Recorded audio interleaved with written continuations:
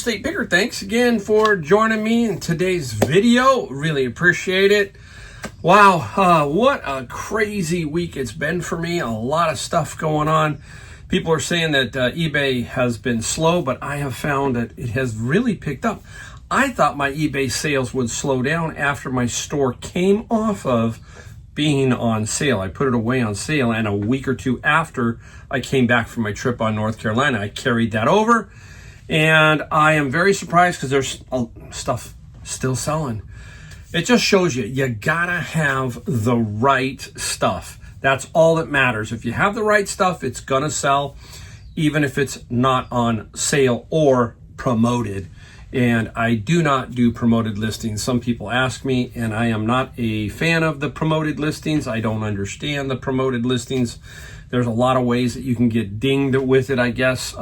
So promoted listings for me is a no-go. I just put my store on sale 3 to 4 times a year for a period and kind of discount my stuff that way. So I'm not a big fan of the promoted listings because they're just going to take 10%. You might as well just knock off 10%. That's my opinion there on that, but that's how it goes. So, well, let's get into kind of the theme of today's video.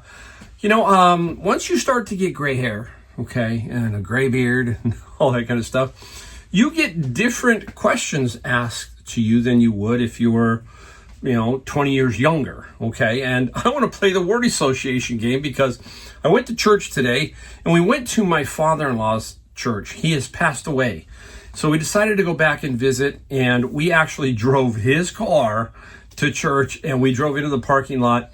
And the assistant pastor was there, and he knew right away when he saw the car, and he looked at us, and he's like smiling because it was us.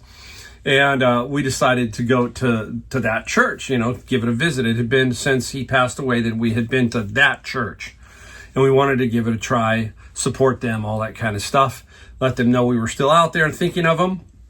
And so while mingling around, a few people come up to you and they ask you, are you what? Retired, the gray beard and all that kind of stuff. And, what do you say? Because I'm 64 years old and I am retired, but I'm retired from what I mainly did during my younger years, my 30-year span there. And that was the furniture store business. So, I'm retired from that. Okay. Now, does that mean that you're retired? Look at me now. I'm selling big time on eBay. No more Amazon, but on eBay. I had some very, very peak years, some tremendous years on eBay, and some tremendous years on Amazon. So it is kind of what's going on. Am I retired or am I not? I like to think of it like this. I am in the phase of my life where I get to choose. I get to choose what I want to do. I have more power over my time than I did 20 years ago, 10 years ago, that kind of thing. That is what this is affording me. Reselling is affording me this time that I can use how I want to use it.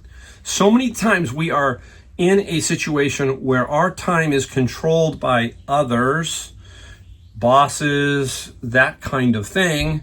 So your time is being dictated to. I can now do what I want. My time is what I want to do. For example, tomorrow, a friend of mine, this has been on my calendar, but hey, he wants to play, he has a golf tournament. I'm in. I didn't have to call the boss or try to think about how am I going to call in sick on a Monday. You get what I'm saying? No, I just get to go and play golf. I just make that decision like that. That is what we call freedom. And I've talked about this a lot on this channel, that when it comes to this business or any business, now let's take it a little step further, because people say, oh, Mike, you're beholden to eBay. Yeah, I sort of am. They control me. I got to follow their rules, okay? But as long as I'm within their rules, it's still me controlling my time. Now, I talk about the freedom, right? And then I had my business for 30 years. That was a brick and mortar retail store. I had employees. I had all of this stuff that I was responsible for. Now, there is some freedom in that. but there really is not as much as I have in reselling, because I had a brick and mortar, I had employees. If I wanted to go away, I had to trust my employees with my money, with my store, and everything like that. So that was different. So each phase of your life is a little different. Yeah, if I would have worked for a company, that would have been a difference. Owning my own business, that's a difference. And then getting to this stage in my life, it's what I want to do. And we were further talking, and I was explaining, just like everybody else, you just can't sit around. 64 years old, maybe you can sit down on your laurels and do nothing. But what are you going to do? You got to be sort of active, right? So that's what I'm getting at here is we're retired but not retired. We are just in a phase of our life where we have, hopefully, the control that we want over our life. That is the key. How much of that control do we have? Do we have full, partial, or none? And I want full control. And that's what reselling allows me to do. So if you're not reselling, or if, let's put it this way, if you are in a job, okay, that you just do not like, you've been there 20 years, and you're going, you know what, I got 5 more, and then I can possibly, what? Retire. No, maybe it's what you're thinking is, I can possibly get my freedom. I can possibly then do what I want. I can kick my reselling up. So your vision is to this. If you're 5 or 10 years away from something, you need to focus really hard on that vision, how to get to that vision. And when you get to that point, there should be no question as to strike and take it. That's what you want to do. You want to be at that point where you're going, man, I'm just going to take it by the reins, and I'm going. I'm done. I've got my process, my system all in place. I know I can do it. And then there you go. Okay. That's what I feel it's all about. And I hope that if you're in that position somewhere, that you can do that. You can focus on that. And that's what I like to tell people to take in their life, is take some positivity away. Okay, you're in a dead-end situation, the job, you've been there long enough, you go, oh, okay, some people do really like their jobs, okay? I am not knocking that. But there are many people who are just kind of fed up and tired, and who knows, with AI, a lot of things. So again, it is you. You have the choice. And if you're getting to that point, focus on that point, point yourself. Jordan Peterson says, you know what? You're never going to get what you want unless you do what? You aim for it. You got to point at it, aim for it, and go for it. That's what you got to do. All right. So there you go. So that's the first part of the video. I wanted to incorporate that. I haven't had a chance to do my Monday videos. I have just been so inundated with a bunch of stuff. Came back from North Carolina. So this is kind of a half Monday and a half what I sold. Okay. So there you go. All right, let's get into what we sold, all right? I'm going to straighten this up a little bit and come right back and show you what I sold. I'll be right back. All right, we're back now. It's time to show you what I sold. That's all I'm going to show you today, because it's a weekend, and I thought, you know what? I'm going to show you just what I sold. Not much, but hey, we got a couple of cool items, so stick around. We got a couple of things that sold that are the same, but not the same. Very interesting. We'll talk about that in a little bit. Okay, let's get right into it. Let's talk about photography. You know me, I am a photographer, and I collect magic. I have a few things like that. I've been doing photography for a long time, so I understand the category. That is another thing we talk about, understanding your category. You may have a specific trade or something, so you know more than me in a category. Now this here, I know exactly what this is. It came off of a Bessler. I think this was a 23C enlarger. And this is the lens board. It's a 4x4, so 4x4 inch lens board. And you just got to measure the opening here with a ruler to get how many millimeters it is. And that is a lens board. Yes, people still buy old photography equipment. And the lens board got $29 plus free for the shipping. Okay, I picked these up a lot of times at Savers. These are in bags for like $4.99. This isn't Hero 3. Now, most of the young people who are pricing in the back know that a Hero 3 it's not worth a ton of money. So that's why it goes in a bag. Now, if it was, a Hero 10 or whatever number they're at, the bigger numbers, those would probably be a little bit more money, okay? So this is a Hero 3. We tested it because I have all the cords. We show that it works, and we got fair money. We got 38 plus free for shipping, okay? So this is about $500 worth of stuff in one day. We talk about that, right? We talk about how you have to think too as a reseller. You think in patterns. I like to think in patterns. And my pattern is 100, 2, 3, 4, 500. That's how you think. $100 a day is $36,000 a year, right? You get $200 is $72,000, $73,000. So you can start to think if you can do this amount, right? And you just kind of encourage yourself mentally to hit these numbers is what I'm getting at, okay? All right, next. This one I got this week. It was reasonable. I can't remember. I think it was $6 or $7. I think it was Senior Tuesday. So this ended up being about $6. Not a lot of money, but I know it's going to sell, and I'm going to make a few bucks. So that's the key here. This is a Hamilton Beach walk-in cut. And, somebody gave me an offer. It was like, okay, what do I do? A lot of times I will skip it because I think I was asking only 34, and they gave me 30, and I said free. I'm going to make maybe 10, 12 bucks. Not a whole lot here, but I'm going to make money. So I got $30 for this Hamilton Beach can opener, but it's pretty much guaranteed. You shouldn't have any problems with it. This would have been eventually some kind of item I would have been putting on Amazon, but over the years you got blocked on many things, or many categories wanted you to be, have invoices for them. That's another problem with Amazon, is that model has changed so dramatically that what used to be isn't, and that takes away from your profit. When it starts to take away from your profit, that's when you have to make the decision. And that's the other thing. You need to know when to make decisions. I had to make the decision on Amazon. It took me probably a full 6 months to really figure it out. But I kept telling myself, I'm going to make this decision when I can't, and eventually it just hits and you go, okay, it's time, it's over. That's it. You got to take all the emotion out of it. You got to look at the numbers. You got to look at everything. And then you say, bye. Okay. Very key. All right. Here's a book. School's coming up. So this is probably due to that. The Slide Rule and Logarithmic Tables, an older book. Okay. Nice. Got this out of my bin of books. I'm still going to be doing the bin of books. I'm just going to sell more books on eBay and make more money. Okay. So here's that book. The slide one was 20 plus free for the shipping. So that's really, really nice. Now here's one that I waffled on. Almost didn't put it up, but I said, you know what? I'm still going to make a few bucks.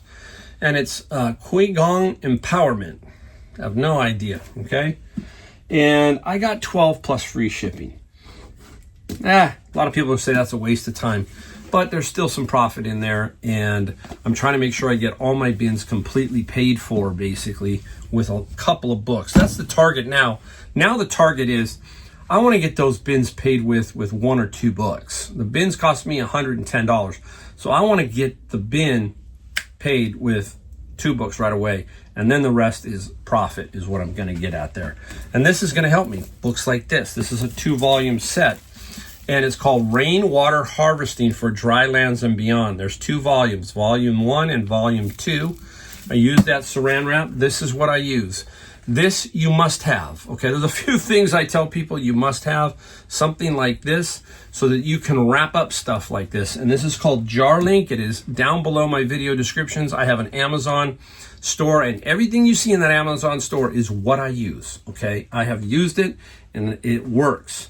And that is money, okay? So the Rainwater, 50 plus free shipping. So this one came out of my bin. I only took 1 bin this week, this last week. Like I said, I've been super busy, played some golf and all that kind of stuff.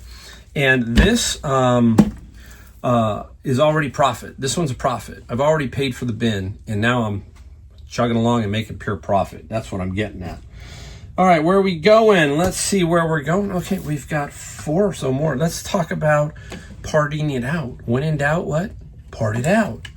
I do that to some Dysons, okay? Some Dysons are more valuable in the part out position than the full length position. Okay, so this is the head of a Dyson, and they do really well. This piece does extremely well. This one will sell pretty quickly, and this one did. We got $40 plus free shipping on this. Now I paid $19.99 minus, so I paid $17 for the entire Dyson. There are 4 pieces I'm parting out on this one: the tube, the motor, and then the charging unit. So we'll see. Now I could probably get $100 to $130 plus maybe some shipping, maybe not, for a full one. My problem with the Dyson is the tube. If you have a secret way of shipping Dysons, let me know, because that tube creates a longer box. You still got to get the head unit and the vacuum head unit into the box also. So there's really no simple way that I know of, unless you out there can tell me of a way that you ship a Dyson. That's what I want to know. The stick one, not that big old canister type one I'm talking about. Okay. Yes, there you go. Japanese mini LP CD replica. Say that really fast. Now, haven't sold one in a while because I'm down to hardly anything. I had 400 plus of them, and now I'm down to maybe 30. And this one here is King Crimson, and it sold for $40 plus $5 shipping. Now, that's old school. That shows you I'm $1 higher now on my medium. Up to the minimum of $6.95. This was $5, so $4.95. So I'm up $2. What it is, for you new people who are trying to figure it out, it is a replica of the LP in a CD format. So everything is the same. This is what they call a gatefold. Can you see that it splits? So it would open up like this and close like this. That's called a gatefold. And this is a replica of the LP. So it's everything that the LP is. There are collectors who want both. And some of these Japanese CD ones have different recording, masterings, and stuff like that. So again, I made a killing. I made 13,000 plus. I quit counting, but I know I made 13,000 plus in sales on these. And how much do we pay? Everybody remembers, right? My son-in-law Adam was with me that day, and we bought everything for $140. So these were like 10 cents because we got 1,400 overall CDs. 10 cents. Yes, there are these amazing deals out there. Okay, we've got 2 that sold that were the same item in style, but different for one reason. I normally don't get stuff like this, but I thought these were kind of interesting. Candlesticks, very nice candlesticks. You know, look at them. Nothing spectacular. I think I paid like $8 or $9. Repeat buyer on this, so I don't know who would be a repeat buyer of this, but that's what it says. It's another thing. Once you start to build up your eBay store and you're doing things right, you're going to get a lot of people who follow you, and they're going to tag you, and that's going to help your sales be more consistent. Okay, so here you go. 2 of these candlesticks got 40 plus 17. Well, I did forget one item, so I got to go back and get it. I just noticed it. And I'm going to show you it before we show the other one of this. And some of you already are guessing. Some of you are guessing about that final item. It's golf time. Here we go. Interesting. This driver I've had for a long time. One reason, it's left-handed. 2, it's a little bit older technology, but the brand is fine. It's Titleist. And this is the 913 D3. 9.5. What's that, folks? That is the loft. We are trying to teach, right? So that is the loft of the face, 9.5. And what else do we need to know? We need to know shaft specifics. This one's a little hard to see because I can't do it right here in front of me because it's all jumby up here. But this is a stiff flex. That's over here somewhere. And it's a stiff flex. So you need to know the flex. And you need to know the length. Length of driver, length of putter. Those are the 2 lengths you really got to concern yourself with. And that's where we measure from here, center point, up the shaft to the top of the handle. We use a wooden ruler, a folding one, okay? You must have a folding ruler. And this is, I think it's 45 inches long. That is a standard driver. 46 would be a little bit more, obviously longer. And people go, well, why do they have a different one? Different ones. They have 2 reasons. One, the player is taller. And number 2, the longer the shaft, the more club head speed technically you can pick up. It's just a thing, okay? So don't hey, look for golf clubs, but look for those cool golf clubs, something that you can make money. 120 plus 22. The interesting point here is this has been on sale many times for like $89.95 and nobody's grabbed it. So it goes to show you your item will sell at any price. You just need to get the right buyer to show up. That's the bottom line. Okay, was at Savers about 10 days ago and outrolled these. Well, they didn't outroll. What happened was we were standing by a cart and a lady put these back in the cart. Boom. These were dirty, okay? So they were looking more like this, okay? Pretty dirty. There is another person next to me who loves silver. I know this person loves silver and wasn't interested, but I took them. I didn't think originally they were, but there's always a tell for me in these candlesticks, because look, these are taller ones, okay? It's the bottom. When I see that bottom, just flash that to you. That tells me I got a shot, okay? I don't know why, it just does. And it is. It's sterling silver, okay? They were marked 2 at $8.99, and it was Senior Tuesday. So they were both for $8.99. Amazing little find, and I could have put it in my scrap heap, but I said to myself, let's clean these in a little bit and see if we can actually, get some decent money on eBay. This was kind of a test. And we did. We got some good money. We got $210 plus $15 shipping. I kind of knew where the weight was, okay, with the price of silver right around 60 an ounce. So I kind of had an idea. So the buyer here is getting some value in the silver. They might have paid a little bit more for the candlestick. They paid above spot is what I'm saying. Melting this, I don't know what I get because it's weighted, right? And it's heavily, this one says heavy weighted. It doesn't say weighted, it says heavy weighted. So again, hey, making money. That's all that matters. Is I don't have any emotional attachment to silver or gold. I don't have any emotional attachment to drivers. I'm in the business of selling things, and I don't keep a whole lot. There are some things that I do find interesting and I keep for a while. Sometimes, a month or two, and then maybe I sell it. I think a lot of us are kind of like that. So there you go. That's today's video. Super thank you for watching my channel. Hit the like, hit the subscribe, hit the bell notification. We only ask that.